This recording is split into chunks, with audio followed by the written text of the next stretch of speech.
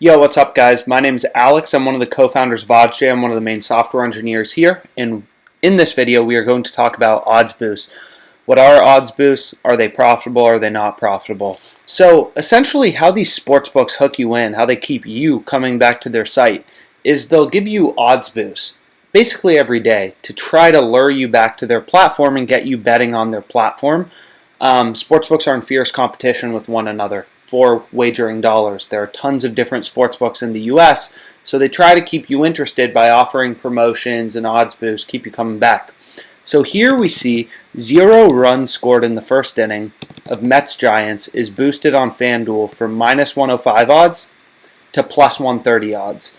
So that's a pretty big boost in odds, -105 to +130. So if we go to DraftKings, OddsJam, we can see that the Mets-Giants game, again, our odds boost is if there's 0 runs, we are getting +130 odds. We can see that's a direct arb to DraftKings, right, which is -110 odds on over 0.5 runs.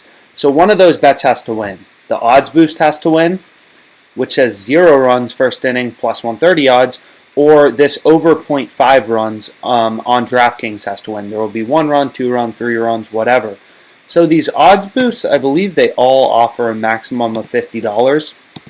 So we can go to the arbitrage calculator, or that's not the calculator.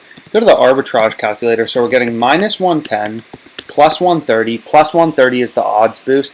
+130 if there's 0 runs. -110 on DraftKings is over 0.5. Anything not 0. So we'd want to bet $50, we'd want to bet $50 on the odds boost, the maximum allowed, and then we could hedge it on DraftKings, $60 on the -110, and we'd make a risk-free $476. I mean, it's not amazing, but this is an example of how you can use odds boost to make money every single day, right? If 5 of these sportsbooks have a boost like this, you make $25 risk-free every single day by just clicking around a few buttons. Of course, you could also not hedge the +130. It's pretty clearly good, but we can talk about that in the next example. So the next example is Blue Jays, Brewers, and Cardinals all to win. This is boosted on FanDuel from +284 odds to +370 odds. So again, a pretty big odds boost. So we talked about in a previous video this no vague odds calculator, right? The relationship between probability and odds. So what we can do, and what's pretty standard, is you can get the pinnacle no vague fair odds, multiply them all together, and then kind of back out the fair price of the boost and determine if it is profitable or not. So we see the Blue Jays. Take a sec to load on OddsJam. For the money line, we can see they're on Pinnacle, they're -129 favorites. Blue Jays, -129 favorites, +129 for the White Sox. So what we'd want to do is go here, enter -129, +119.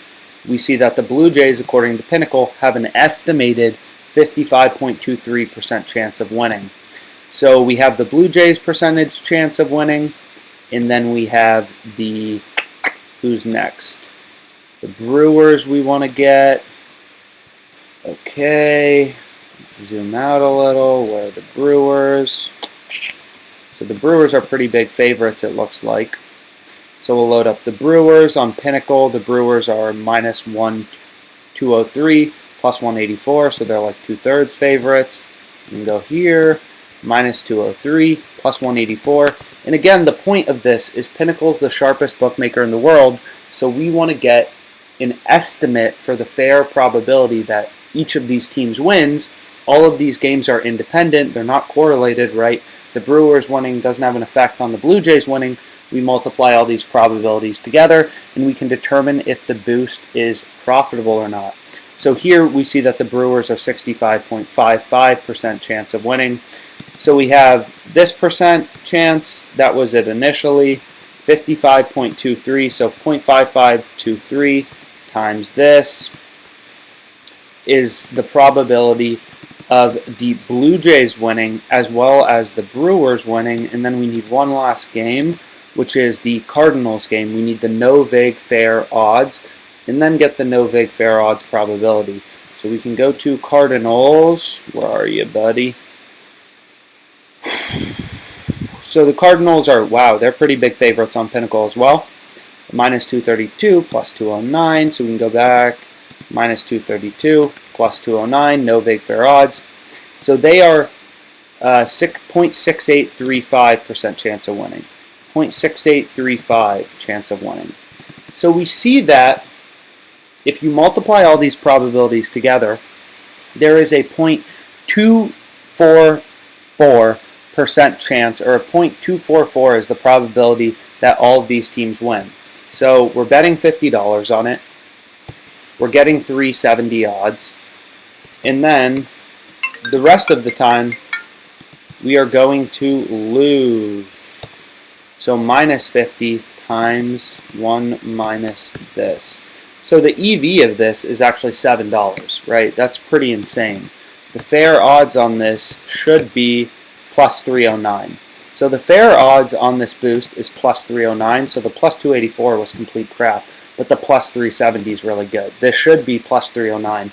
The no vig fair odds estimated joint probability of all three teams winning is 0.244, which implies plus 309 odds is the break-even price where you'd be indifferent between actually placing that bet or not placing that bet.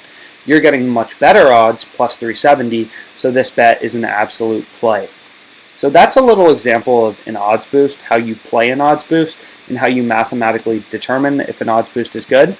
So again, this one, it was just super clear, right? There's huge value, minus 105 to plus 130, and you could literally arbit directly with DraftKings and make a risk-free $5, so it's clearly pretty good. And then the Fanduel one, you know, maybe a little more complicated. The top one, Blue Jays, Brewers, and Cardinals all to win.